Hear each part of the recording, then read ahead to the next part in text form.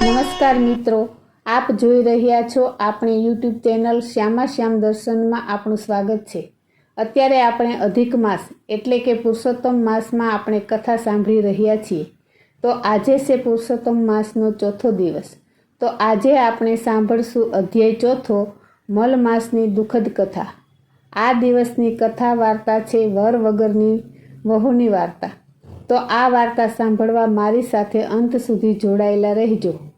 તો આ વિડીયો પસંદ આવે તો લાઈક કરજો, શેર કરજો અને સબસ્ક્રાઈબ કરવાનું ભૂલતા નહીં, તેથી આવનારા બીજા વિડીયોની માહિતી આપ સુધી તરત પહોંચે। મિત્રો, આપણે આગળના વિડીયોમાં સાંભળી ચૂક્યા છીએ કે મલમાસ કથાનો આરંભ। અધ્યાય 4, મલમાસની દુઃખદ કથા।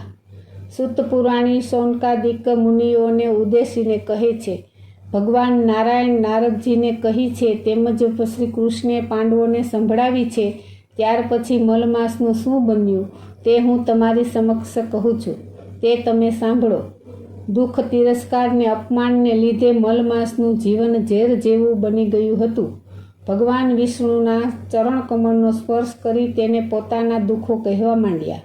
હે દયાસાગર, કંઈ ન સૂઝવાથી અકળાયેલો મૂંઝાયેલો હું આપના શરણે આવ્યો છું। લોકોએ મારો તિરસ્કાર કરી હળધૂત કર્યો છે। હું અનાથ છું, આપ મારું રક્ષણ કરો। મલમાસ નામ આપીને મારા ભાઈઓએ મારું ઘોર અપમાન કર્યું છે, મારું જીવન અસહ્ય બનાવી દીધું છે। મારો કોઈ અધિષ્ઠાતા નથી। આ 30 દિવસ દરમિયાન સૂર્યનું સંક્રમણ અટકી જાય છે, આથી મને હળધૂત કરવામાં આવે છે। પ્રભુ, આપે દેવકીને કંસના ભયથી મુક્ત કરી હતી। યમુનાના વિષમય જળથી મૃત્યુ પામેલ ગોપ બાળકોને આપે સજીવન કર્યા હતા। દુષ્ટ દુશાસનના હાથમાંથી દ્રૌપદીને બચાવી હતી, તો શું આપ મારું રક્ષણ નહીં કરો? કુબ્જાને તારનાર અને ગજેન્દ્ર હાથીને મોક્ષ આપનાર એવા આપ મારો ઉદ્ધાર કરો। આટલું કહી મલમાસ પોકે પોકે રડવા લાગ્યો। ભગવાન વિષ્ણુ તેની પ્રત્યે દયા લાવી બોલ્યા, વત્સ, દુઃખના સમયમાં ધીરજ ધારણ કરવી જોઈએ। રડવાથી કંઈ વળતું નથી। મારે શરણે આવેલ કોઈ પણ દુઃખી સંકટ મુક્ત થયા વિના પાછો ફરતો નથી। મારા ધામમાં અને મારા શરણમાં દુઃખ કે શોકનું તેમજ મૃત્યુનું નામ નિશાન જોવા નહીં મળે। હું તને દુઃખમાંથી મુક્ત કરીશ। તારે જે કહેવું હોય તે ધૈર્ય અને શાંતિથી કહે। ભગવાન વિષ્ણુના આવા વચનો સાંભળી મલમાસને આનંદ થયો। તે 2 હાથ જોડી બોલ્યો, હે પરમ કૃપાળુ, મારું દુઃખ મેં આપની સમક્ષ જાહેર કરી દીધું છે। મારો તિરસ્કાર ન થાય। મારા જેવા અન્ય માસો, પક્ષો અને તિથિઓને જેમ અધિષ્ઠાતા દેવ છે, તેમ મારો અધિષ્ઠાતા સ્થાપિત કરો। આ માસમાં શુભ કાર્યો થઈ શકે તેવી આપ કૃપા કરો। લોકો મને મલમાસ ન કહે તેને માટે મારું યોગ્ય નામકરણ કરી આપો। આપ દીન દયાળુ છો। મારા ઉપરના કષ્ટો મને મરણ તુલ્ય લાગે છે, મને તેમાંથી ઉગારો। આમ કહીને મલમાસ મૂર્છા પામી ભગવાન વિષ્ણુના ચરણમાં ઢળી પડ્યો। વર વગરની વહુની વાર્તા। રૂપાવટી નામે એક ગામ હતું। આ ગામમાં કપિલ નામનો એક બ્રાહ્મણ રહે। તેની પત્નીનું નામ કપિલા હતું। પતિ પત્ની બધી વાતે સુખી, પણ શેર માટેની ખોટ, છતાંય બંને પ્રભુની ઈચ્છા બળવાન છે એમ માની સંતોષથી પોતાનું જીવન ગુજારી રહ્યા છે। એવામાં પવિત્ર પુરુષોત્તમ માસ આવ્યો। ગામના નર નારીએ વ્રત લીધા। સૌ નદીએ નાહવા જાય, કાંઠાગોરની પૂજા કરે અને કથા વાર્તા સાંભળે। કપિલ અને કપિલાએ પણ વ્રત લીધું। બધા સાથે નદીએ નાહવા જાય, દિવસ આખો નામ જપ કરે અને રાતે ભોય પથારીએ સૂવે। બ્રાહ્મણ બ્રાહ્મણી પ્રૌઢ હતા, વળી ઘરમાં કામ કરનાર બીજું કોઈ હતું નહીં, તેથી બધું કામ બ્રાહ્મણીએ જ કરવું પડે। ઘરકામમાં પ્રભુ ભજનનો સમય બહુ ઓછો મળે, તેથી બ્રાહ્મણીનું દિલ દુભાય। એક દિવસની વાત છે, નદીએ નાહીને આવેલી બ્રાહ્મણી રાંધવા બેઠી, ત્યારે બોલી, હે નાથ, આ તો ધર્મ ધ્યાનનો મહિનો છે અને મારો તો બધો સમય ઘરકામમાં જાય છે। ઘરમાં એક વહુ હોય તો કેવું સારું, એ રાંધે, ઘરકામ કરે, પાણી ભરે અને આપણે ભગવાનનું પૂજન કરીએ। આ સાંભળી બ્રાહ્મણ હસીને કહેવા લાગ્યો, હે ભાગ્યવાન, વહુ તો દીકરો હોય તેના ઘરે આવે, આપણે ક્યાં દીકરો છે, આપણે તો વાંજિયા છીએ। ત્યારે બ્રાહ્મણી કહેવા લાગી, હવે વહુ લાવવી એમાં તે કઈ મોટી ધાડ મારવાની છે. છોકરો હોય એને વહુ આવે એમાં તે કઈ મોટી નવાઈ. વગર છોકરે વહુ લાવીએ તો આપણે ખરા કહેવાઈએ. રસ્તો તમને હું દેખાડું, તમે કન્યા શોધો. કન્યાના મા બાપ પૂછે તો કહી દેજો કે દીકરો કાશીએ ભણવા ગયો છે, ભણી ગણીને પાછો આવે પછી લગ્ન કરી દઈશું. પહેલાં તો બ્રાહ્મણે આ વાત હસવામાં ટાળી દીધી, પણ બ્રાહ્મણીએ હઠ પકડી. વહુ લાવો તો જ હા, નહીતર ના. આ તો સ્ત્રી હઠ, માન્યા વગર છૂટકો નહીં. બ્રાહ્મણ તો ચાલી નીકળ્યો વગર છોકરે વહુ શોધવા. ચાલતા ચાલતા એક ગામ આવ્યું. કપિલે એક બ્રાહ્મણના ઘેર ઉતારો કર્યો. વાળું પાણી કરીને વાત ચલાવી કે હું મારા દીકરા માટે કન્યા શોધવા નીકળ્યો છું. દીકરો કાશીએ ભણવા ગયો છે. નાની ઉંમરે એની વિદ્વતાનો પાર નથી. હવે બન્યું એવું કે કપિલે જે બ્રાહ્મણના ઘેર ઉતારો કર્યો હતો એ બ્રાહ્મણને રૂપના અંબાર સમી એક કન્યા હતી.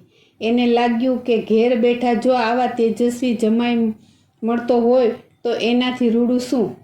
એ બ્રાહ્મણે કપિલને પોતાની કન્યાની વાત કરી. કપિલ તો નાજુક નમણી અને રૂડી રૂપાળી વહુ જોઈને ખુશ થઈ ગયો. પણ સવાલ એ ઊભો થયો કે કન્યાને પરણાવવી કોની સાથે. કપિલે એનો ઉકેલ પણ તત્કાળ શોધી કાઢ્યો. એ બોલ્યો, હું પોથી સાથે જ લઈને આવ્યો છું. કન્યા 3 ફેરા પોથી સાથે ફરે, ચોથો ફેરો ભલે બાકી રહે. મારો દીકરો કાશીએથી ભણીને પાછો આવે એની સાથે ચોથો ફેરો ફેરવશું. વાત બ્રાહ્મણના ગળે ઉતરી ગઈ. ઘડિયા લગ્ન લીધા. પોથી સાથે 3 ફેરા ફેરવીને બ્રાહ્મણીએ દીકરીને સાસરે વળાવી. કપિલ તો કુળવધૂને લઈને ઘેર આવ્યો. કાચની પૂતળી જેવી વહુને જોઈને બ્રાહ્મણીના આનંદનો પાર ન રહ્યો. વહુના લક્ષણ બારણામાં. એ કહેવત મુજબ વહુએ ઘરમાં પગ મૂકતા વેત બધું કામ ઉપાડી લીધું.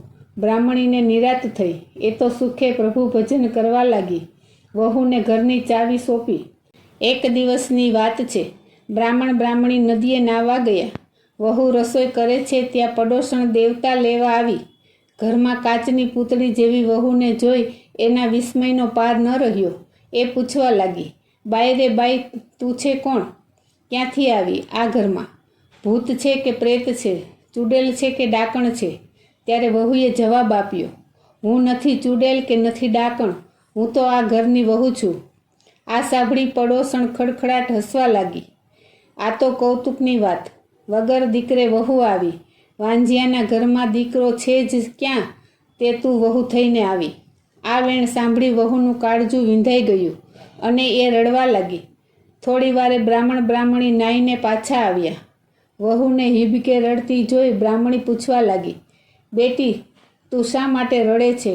કોણે તને દૂભવી? જવાબમાં વહુએ પડોશણે મારેલા મેણાની વાત કરી. આ સાંભળી બ્રાહ્મણી અતિ ક્રોધમાં કહેવા લાગી, એ તો છે જ એવી, કોઈનું સુખ જોઈને વગર લાકડે બળે છે.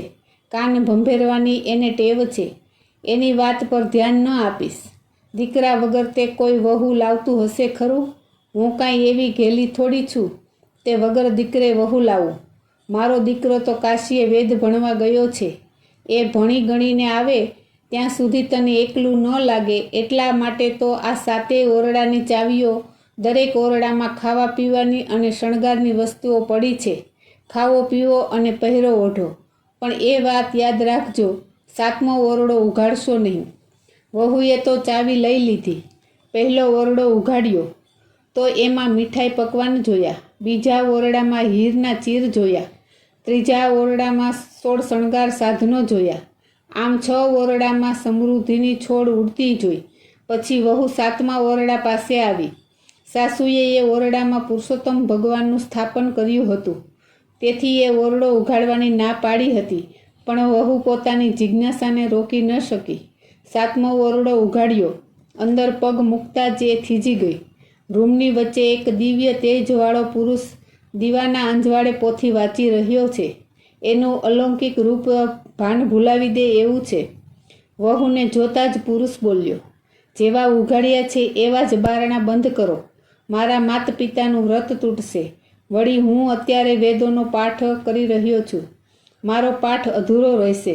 તમે પોથી સાથે 3 ફેરા ફર્યા છો એની મને ખબર છે. મારું વ્રત પૂર્ણ થઈએ આપણે ચોથો ફેરો ફરીશું. આવા મીઠા વચનો સાંભળીને વહુની આંખમાં હર્ષના આંસુ આવી ગયા. એણે તરત બારણા બંધ કર્યા. પોતે 7મો ઓરડો ઉઘાડ્યો છે એ વાત સાસુને ન કરી. એમ કરતાં પુરુષોત્તમ માસ પૂર્ણ થયો. વહુએ સાસુને વાત કરી કે હવે વ્રત પૂર્ણ થયું. તમારા દીકરાને બોલાવો એટલે મારા અધૂરા લગ્ન પૂરા થાય. વહુની વાત સાંભળીને સાસુ સસરા પરસેવે રેબઝેબ થઈ ગયા. દીકરો તો હતો નહીં, લાવવો ક્યાંથી?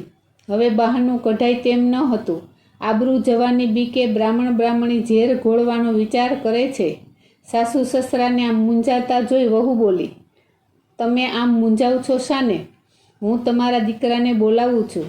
સાસુ સસરા તો ચકિત થઈને એકબીજા સામે તાકી રહ્યા. વહુએ તરત 7મો ઓરડો ઉઘાડ્યો. એ દિવ્ય પુરુષને સાદ દીધો. બ્રાહ્મણી તો ફાટી આંખે એ દિવ્ય પુરુષને તાકી રહ્યા. એ સ્વયં પુરુષોત્તમ ભગવાન હતા અને ભક્તની લાજ રાખવા આવ્યા હતા. એ વાતમાં શંકાને કોઈ સ્થાન ન હતું. પુરુષોત્તમ ભગવાને ચોથો ફેરો પૂર્ણ કર્યો અને મા બાપના આશીર્વાદ માગ્યા. ત્યારે બ્રાહ્મણીની આંખો વરસી પડી. બ્રાહ્મણી વહુ દીકરા સાથે સુખે જીવવા લાગ્યા. ભક્તની ભીડ ભાગતા સુધારે સૌ કાજ. ત્રિભુવનના નાથ છે રાજાને રાજ. ગજને છોડાવવા દોડી આવ્યા તત્કાળ. પુરુષોત્તમ પ્રભુએ રાખે સદાય જાતિ લાજ.